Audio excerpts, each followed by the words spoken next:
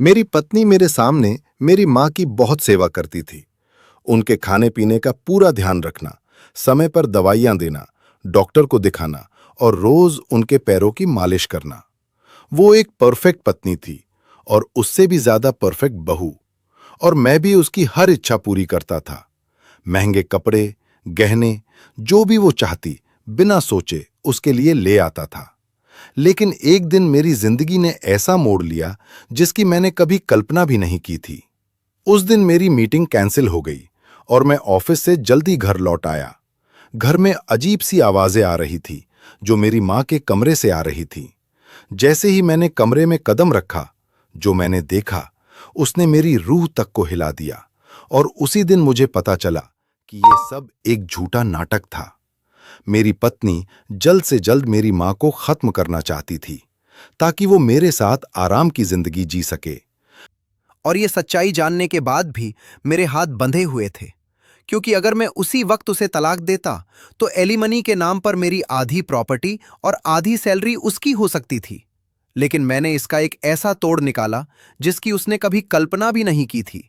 इसलिए आज मैं आपको अपनी पूरी कहानी सुनाने जा रहा हूं। मुझे पूरा विश्वास है कि इस कहानी से आपको बहुत कुछ सीखने को मिलेगा और आप मेरी जैसी गलती करने से बच पाएंगे। मेरा नाम अविनाश है, उम्र 32 साल। नोएडा की एक मल्टीनेशनल कंपनी में सीनियर मैनेजर के पद पर काम करता हूं। बाहर से देखने वालों को मेरी जिंदगी बिल्कुल परफेक्ट लगती थी। अच्छी सैलरी, नोएडा में खुद का खरीदा हुआ फ्लैट, एक पढ़ी लिखी खूबसूरत पत्नी और साथ में मेरी बूढ़ी माँ। लोग कहते थे, तू बहुत लकी है अविनाश। और मैं भी यही मान बैठा था कि मेरी जिंदगी सच में बहुत सही चल रही है।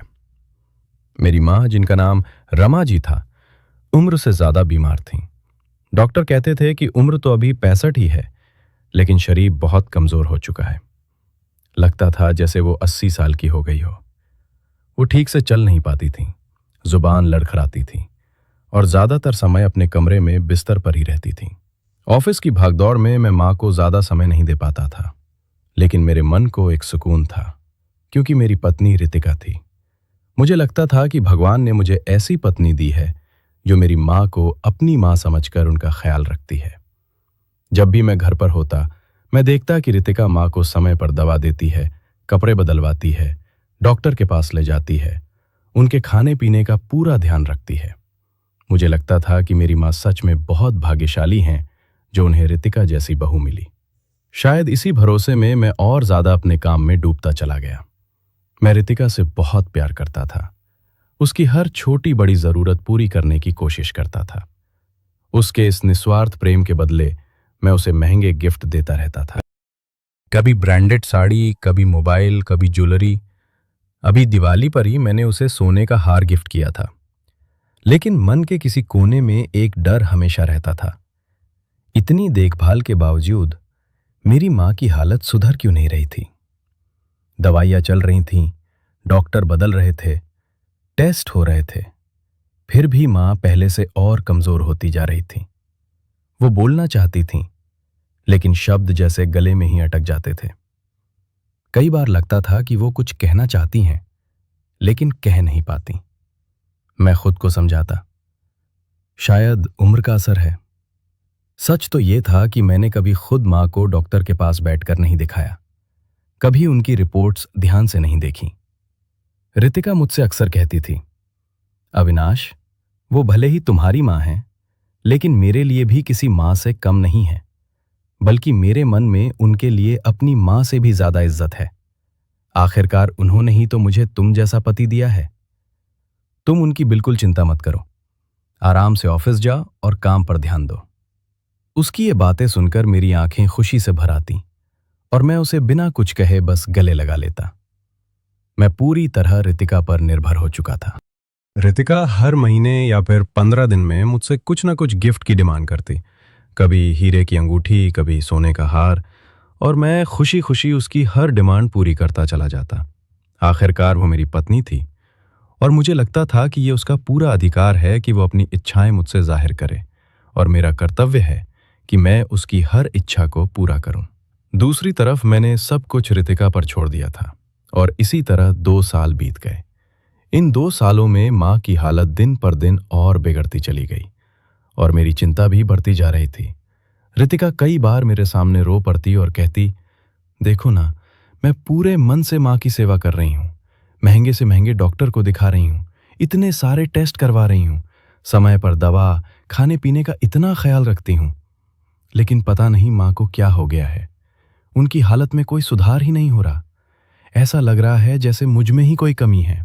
ये कहते कहते उसकी आंखें भर आती और मैं उसे समझाते हुए कहता, नहीं रितिका, तुम्हारी सेवा में कोई कमी नहीं है। शायद मेरी ही किस्मत खराब है कि मैं माँ को ठीक नहीं कर पा रहा हूँ। मैं रोज समय पर ऑफिस जाता, दिन भर काम करता, शाम को थका हारा घर लौटता, मुश्किल से 2 मिनट माँ के पास बैठता और फिर अपने कमरे में चला जाता। यही मेरी दिनचर्या बन गई थी।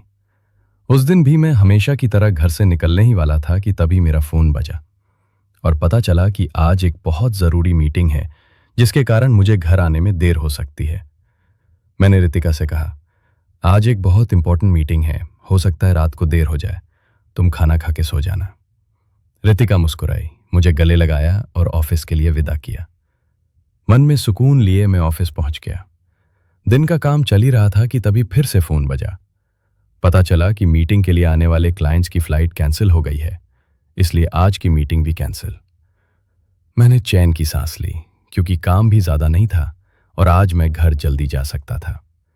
कितने सालों बाद आज मुझे आधे दिन की छुट्टी मिली थी जिसमें मैं अपनी पत्नी और माँ के साथ थोड़ा समय बिता सकता था। पहले तो सोचा रितिका को फोन करके बता दूं, लेकिन फिर मन में ख्याल आया, क्यों ना आज उसे सरप्राइज दूं। वो खुशी से झूम उठेगी और आज माँ और रितिका को बाहर खाने पे भी ले जाऊंगा। रास्ते में मैंने रितिका के लिए फूलों का गजरा खरीदा और दिल में ढेर सारी खुशियां लिए घर की ओर बढ़ चला। लेकिन मुझे नहीं पता था कि ये खुशी ज्यादा देर तक नहीं टिकने वाली है। किस्मत को शायद आज ही मेरा इम्तिहान लेना था। जब मैं फ्लैट के नीचे पहुंचा तो दिल अजीब सी खुशी से भरा हुआ था। घर का दरवाजा खुला था। मैंने सोचा शायद रितिका किसी काम से बाहर गई होगी या नर्स अभी आई होगी। मैं बिना आवाज के अंदर घुस गया ताकि सरप्राइज बना रहे। लेकिन जैसे ही मैंने कुछ कदम आगे बढ़ाए, मेरे कानों में एक तेज कड़वी आवाज पड़ी, चिल्लाने की आवाज। यह आवाज मेरी माँ के कमरे से आ रही थी। मेरा दिल धक से रह गया। मैं चुपचाप दीवार से सटकर माँ के कमरे की ओर बढ़ा। जो दृश्य मैंने वहां देखा उसने मेरे पैरों तले जमीन खिसका दी। मेरी पत्नी रितिका, वही रितिका जिसे मैं देवी समझता था, मेरी बीमार माँ पर चिल्ला रही थी। माँ बिस्तर पर पड़ी थी, डर से सिमटी हुई और बिस्तर गीला हो चुका था। रितिका गुस्से में चीख रही थी, फिर बिस्तर गीला कर दी बुढ़िया, तू मर क्यों नहीं जाती, मेरा भी पिंड छूटे तुझसे। ये सब सुनते ही मैं वहीं पत्थर की तरह जड़ हो गया। मुझे विश्वास ही नहीं हो रहा था कि जो रितिका हर समय शांत आवाज में इतने प्यार से बात करती थी, वहीं इस तरह दहाड़ रही थी और मेरी माँ को मर जाने के लिए कह रही थी। अगले ही पल मैंने जो देखा, मेरे कानों में जो शब्द पड़े, उन्होंने तो जैसे मेरी हड्डियों तक को जमा दिया। रितिका ने मेरी माँ के बाल पकड़े और चिल्लाते हुए बोली, 2 साल हो गए, 2 साल से तेरी दवा बंद है, खाना पीना भी बस उतना ही दिया है जितना तेरे बेटे के सामने तेरे मुंह में चला जाए। हड्डियों का ढांचा हो गई है। डॉक्टर को दिखाना तो मैंने कब का बंद कर दिया। उन पैसों से मैं पार्टी कर लेती हूं। दवाइयां तेरी चल नहीं रही हैं, लेकिन तू किस मिट्टी की बनी है बुढ़िया, अभी तक टिकी हुई है, मरते ही नहीं। इतने दिनों में तो एक अच्छा खासा जवान आदमी मर जाए, लेकिन तू अभी तक बस बिस्तर पर पड़ी है। मैंने तो सोचा था 2-4 महीनों में तेरा काम तमाम हो जाएगा, लेकिन तू भी गजब की है। 2 साल हो गए और अभी तक मरणावस्था में ही पड़ी है। सांसें तेरी चल ही रही हैं। मेरी माँ, जिनकी जुबान लड़खड़ा रही थी और आंखों से आंसू बहना चाहते थे, लेकिन जैसे सूख गए हों, अपनी कांपती आवाज में बस इतना ही कह पाई, मैंने तेरा क्या बिगाड़ा है बहू, जो तू मेरे साथ ऐसा कर रही है। अगले ही पल रितिका ने झटके से माँ के बाल छोड़ दिए और मेरी माँ वहीं बिस्तर पर गिर पड़ी। रितिका चिल्लाते हुए बोली, तूने मेरा यही बिगाड़ा है कि तू जिंदा है। मैं चाहती हूं अविनाश सिर्फ मेरा हो, मैं उसे किसी के साथ बांट नहीं सकती। जब देखो तो माँ की रट लगाए रहता है। माँ ने खाना खाया, माँ को दवा दिया, माँ को डॉक्टर के पास ले गई। अरे उसकी जिंदगी में क्या सिर्फ माँ ही है, मैं कुछ नहीं हूं। वो तुझसे दूर रहे इसलिए मुझे उसके सामने नाटक करना पड़ता है कि मैं तेरा ख्याल रख रही हूं, ताकि वो निश्चिंत रहे और तुझसे दूर। तभी तो मेरा काम पूरा होगा। जब तक तू रहेगी वो ऐसे ही तेरे आसपास मंडराता रहेगा। इसलिए तेरा जाना बहुत जरूरी है, ताकि मैं अविनाश के साथ खुलकर जी सकूं।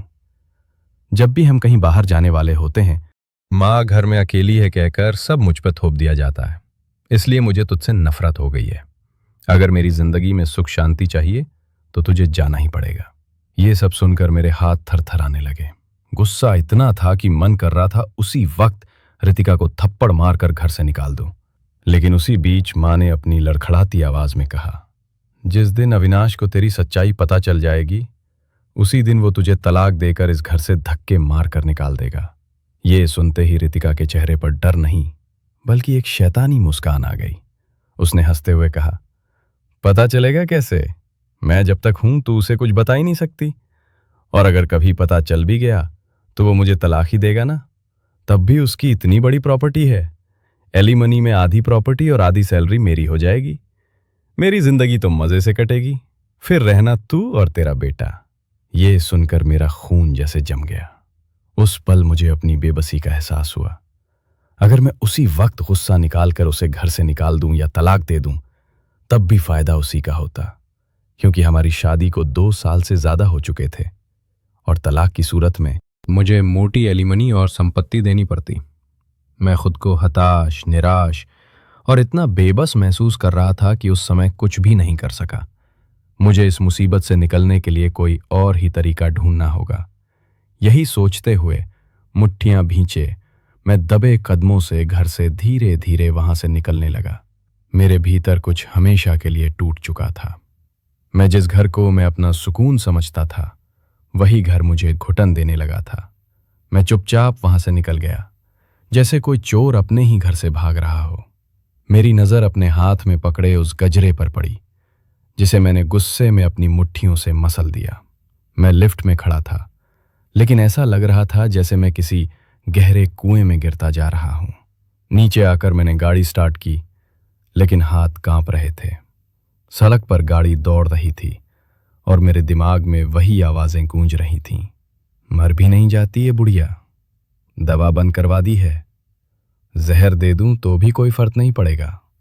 एकाएक एक सुनसान जगह पर गाड़ी रोककर मैं वहीं फूट फूट कर रो पड़ा।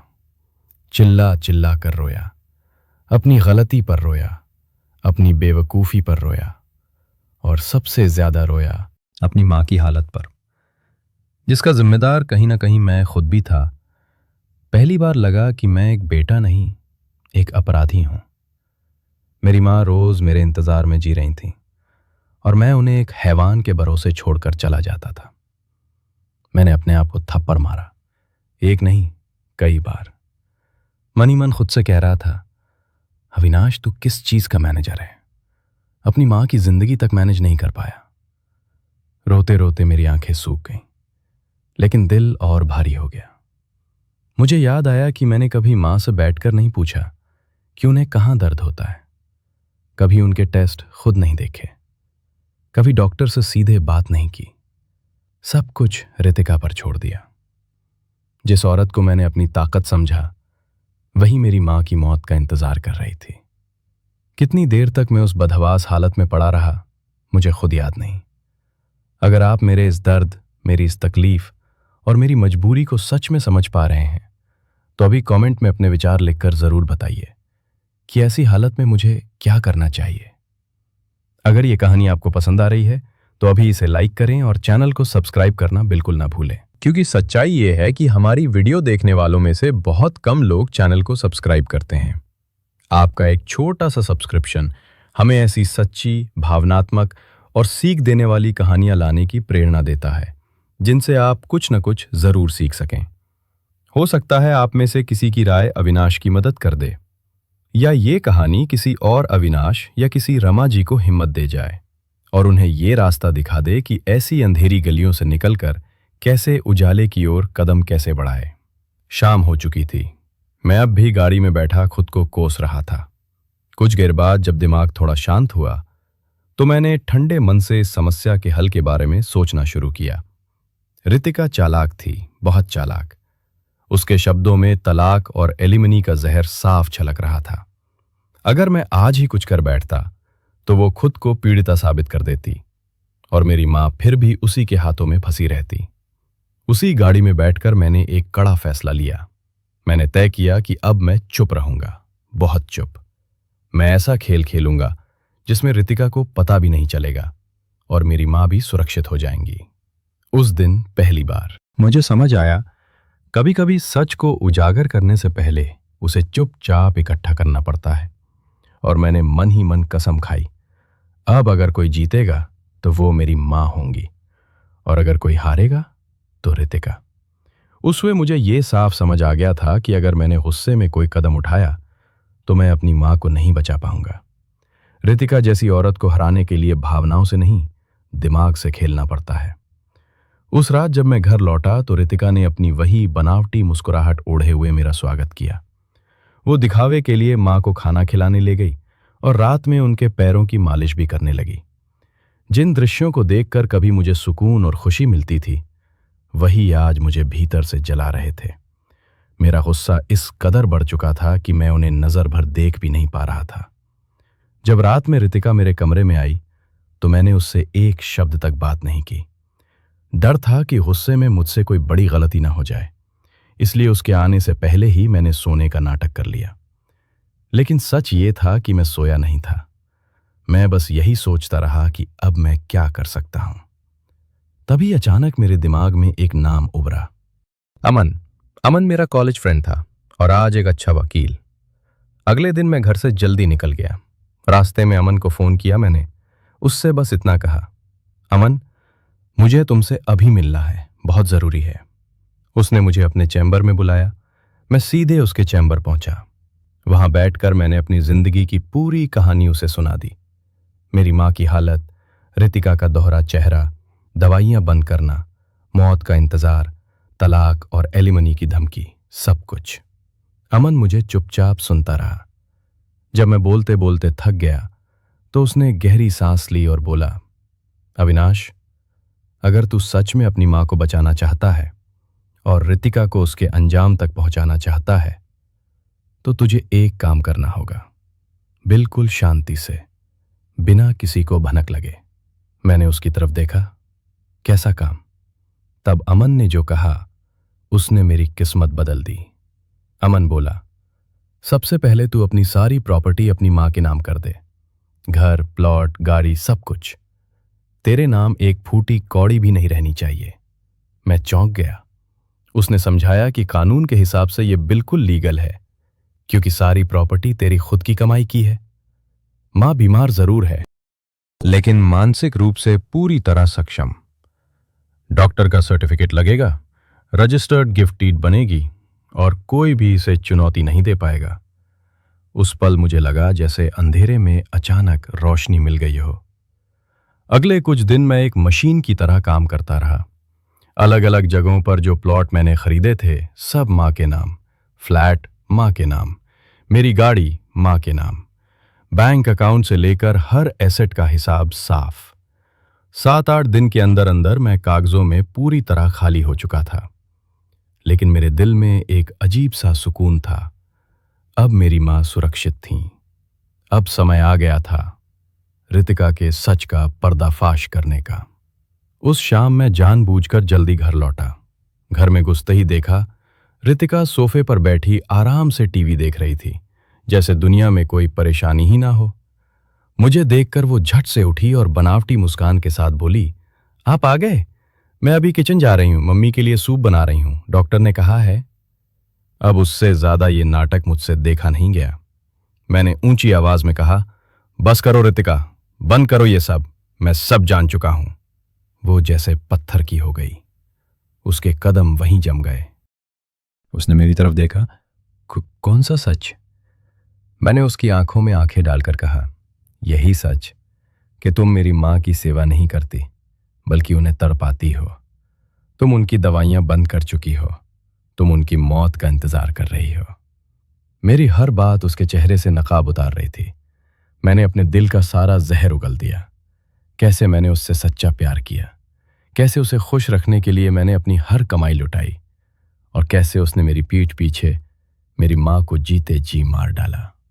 कुछ पल के लिए वो चुप रही, लेकिन फिर उसका असली चेहरा सामने आ गया। उसने बेहयाई से कहा, हाँ, नहीं पसंद मुझे तुम्हारी मां, मुझे अपनी पर्सनल लाइफ चाहिए। एक ना एक दिन तो उन्हें जाना ही है, 2-4 साल पहले चली जाती तो क्या फर्क पड़ता। उसके ये शब्द मेरे लिए आखिरी बार थे।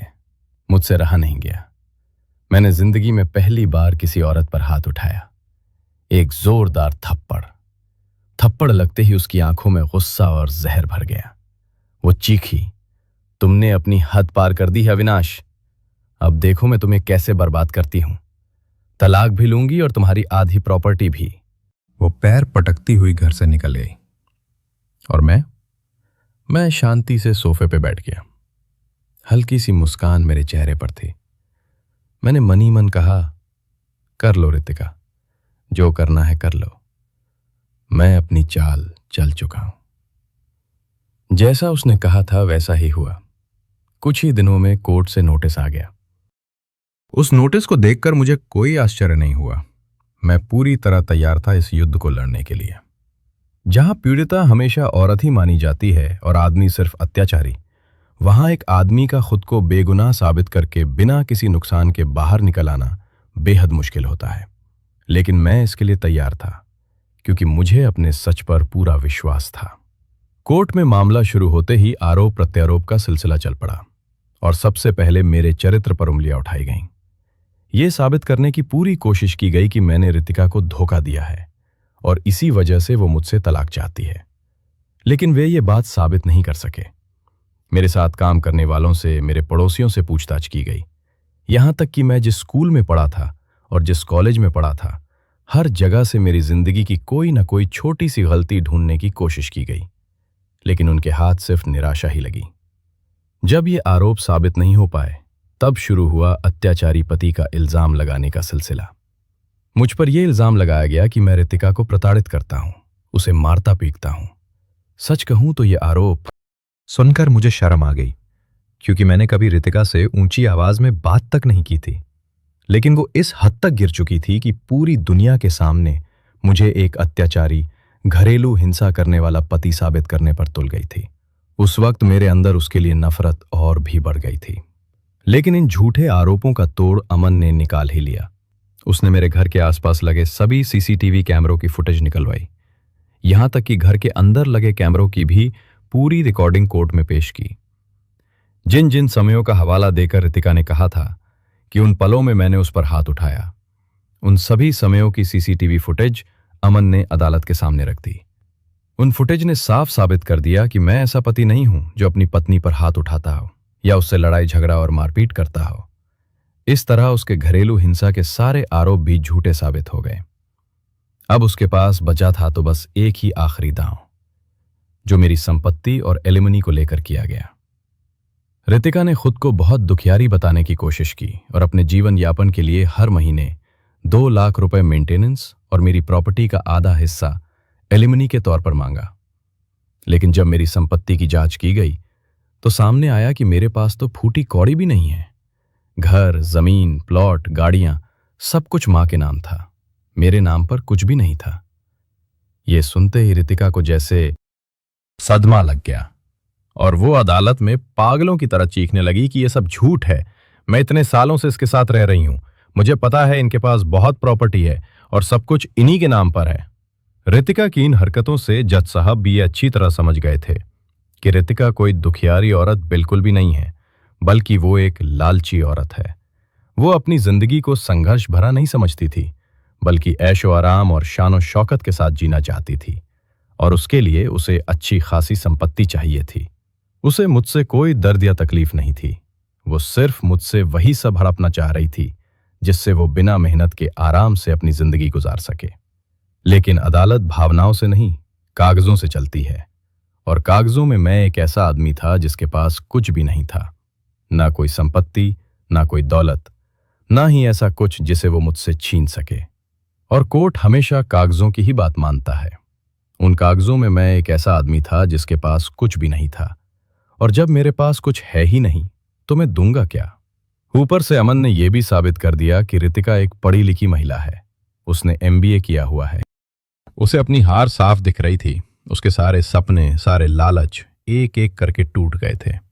केस खत्म हुआ। कोर्ट से बाहर निकलते वक्त मेरे चेहरे पर एक सुकून भरी मुस्कान थी। रितिका खाली हाथ खड़ी थी, ना पति, ना पैसा, ना इज्जत। मुकदमा खत्म होते होते रितिका पूरी तरह टूट चुकी थी। अब उसके पास ना तो एक अमीर और प्यार करने वाला पति था, न संपत्ति, न परिवार। वो बिल्कुल अकेली रह गई थी। अपने ज्यादा लालच की वजह से उसने आज सब कुछ खो दिया था। केस खत्म होने के बाद जब मैं अदालत की सीढ़ियों से नीचे उतर रहा था, तभी रितिका अचानक मेरे सामने आ गई। उसे देखते ही मेरे अंदर न गुस्सा आया, न दया, बल्कि उसके प्रति मेरी सारी भावनाएं जैसे मर चुकी थीं। उसने मुझसे कहा, क्या तुम मुझे एक मौका नहीं दे सकते? मैं तुम्हें एक अच्छी पत्नी और एक अच्छी बहू बनकर दिखाऊंगी। शायद उसे लग रहा था कि उसके इन शब्दों से मैं पिघल गल जाऊंगा, लेकिन मैंने उसके मां के प्रति किए गए व्यवहार और अदालत में मेरे साथ किए गए रवैये को जो देखा था, उसके बाद वो मेरे दिल, दिमाग और जिंदगी सब कुछ से निकल चुकी थी। मैंने उससे साफ कहा कि ये सब तुम्हें पहले सोचना चाहिए था। अगर तुम पहले ही कह देती कि तुम्हें मेरी माँ की सेवा नहीं करनी, तो मैं तुम पर कभी जबरदस्ती नहीं करता। मैं उनके लिए नर्स और केयर टेकर रख देता। लेकिन तुम मेरे सामने मेरी माँ का ख्याल रखने का झूठा दिखावा करती रहीं और पीछे से उन पर अत्याचार करती रहीं।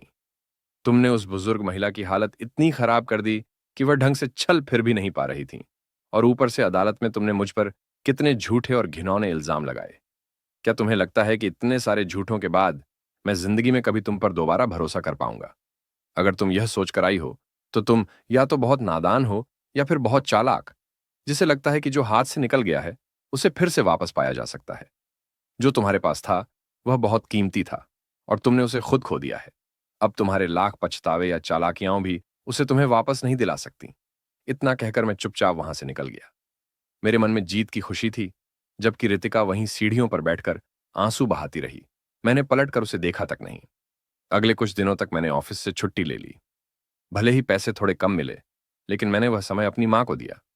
उन्हें अच्छे से अच्छे डॉक्टरों को दिखाया, उनका पूरा इलाज करवाया और उनके लिए 2 केयर टेकर भी रख लिए, एक दिन की शिफ्ट के लिए और एक रात की शिफ्ट के लिए। इसके अलावा जब भी मैं घर पर होता, अपनी माँ को पूरा समय देता। आज भी मुझे अपनी गलती का पछतावा है कि अगर मैंने रितिका पर आंख मूंद कर इतना भरोसा न किया होता, तो मेरी माँ को इतनी तकलीफ नहीं सहनी पड़ती। अब माँ धीरे धीरे ठीक हो रही हैं, चलने फिरने लगी हैं और कभी कभी सुबह मेरे लिए लंच भी बना देती हैं, और यही बात मुझे सबसे ज्यादा खुशी देती है। लेकिन माँ के मन में कहीं कहीं दुख है कि उनकी वजह से मेरा घर टूट गया, लेकिन मुझे जरा भी अफसोस नहीं। एक गलत औरत के साथ पूरी जिंदगी घुटने से बेहतर था कि मैं अपनी जिंदगी को दूसरा मौका दूं।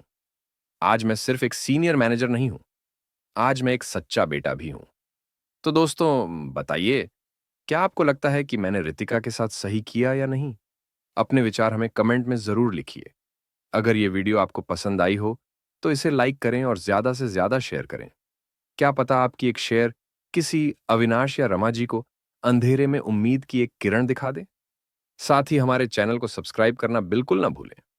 जाते जाते कमेंट में अपने शहर का नाम भी जरूर लिखिए, ताकि हमें पता चल सके कि हमारी वीडियो दुनिया के किन किन कोनों में देखी जा रही है। राधे राधे।